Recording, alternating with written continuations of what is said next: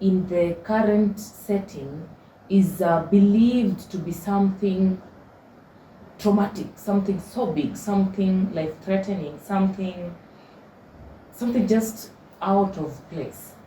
What people don't understand is trauma is a vast language. Actually, even the researchers have not settled on a definition of trauma.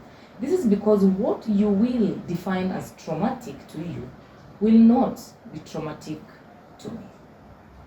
Let's take, for example, development in childhood traumas.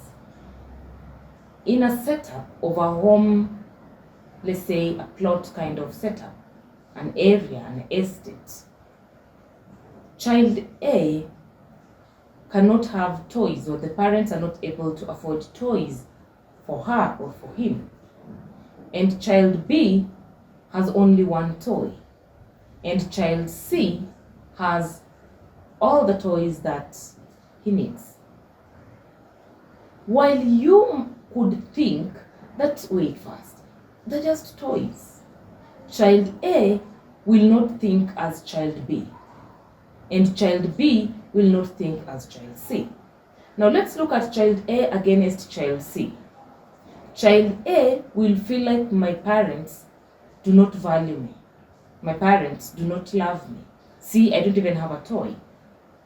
While it is so evident and it's so true that at that time, that parent is not able to afford a toy.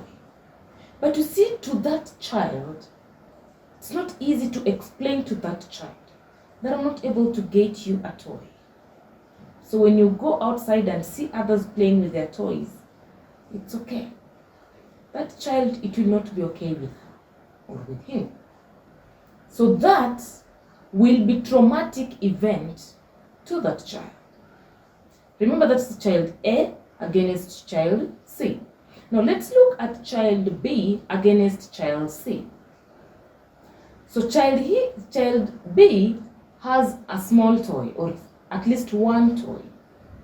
And then child B plays with the child C. And then for some reason, you know how kids behave, for some reason the child C feels like child B is not having enough, is not the class to play with. So child B will start feeling like child C is special, is loved, is well taken care of. So that will be also traumatic to child B. Child C, on the other hand, might have all the toys that he or she needs, but nobody wants to play with him or her. That will be traumatic to that child. Sounding fun, right? Now, let's again give a very relatable example. Assume there was a fire, and then firefighters were called. Put this fire in a school setup. So there's a fire in school, and it is a class, let's say it's a grade 2 class. So while the fire broke out in grade 2 class, all the children panicked. All the pupils panicked. All the learners went helter-skelter trying to find a safe space for themselves. So while this fire was raging out, teachers handled this fire thing differently. And by the time the firefighters were coming into play and putting out the fire, they are coming in as experts. They are coming in as people who understand what they do. So while this is a tragic and a traumatic event, it is going to affect these three people differently.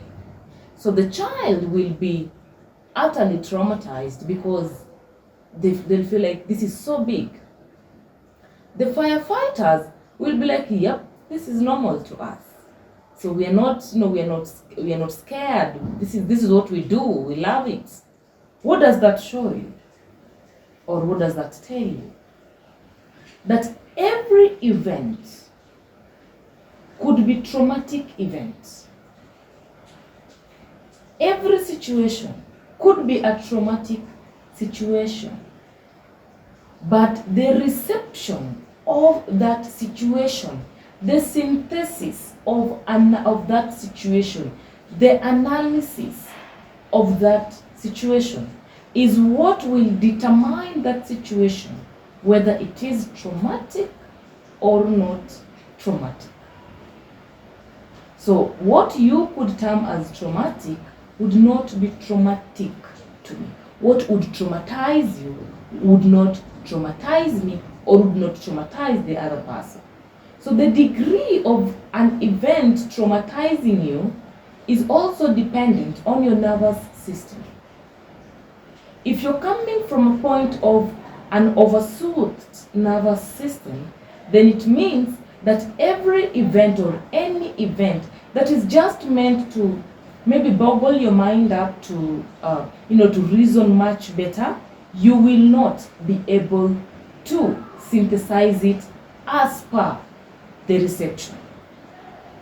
Your view, your world view of situations and of issues will be distorted, and that is when we talk of cognitive distortion. When we continue talking about cognitive distortion, then what you will term as an event that is life-threatening is not the same way I would term that particular event as life-threatening. So, trauma or childhood traumas, these are things that were accumulated over time. The very small issues that were accumulated over time that end up making our nervous system feel oversoothed. I hope to see you next, and I hope you've learned much. See you next.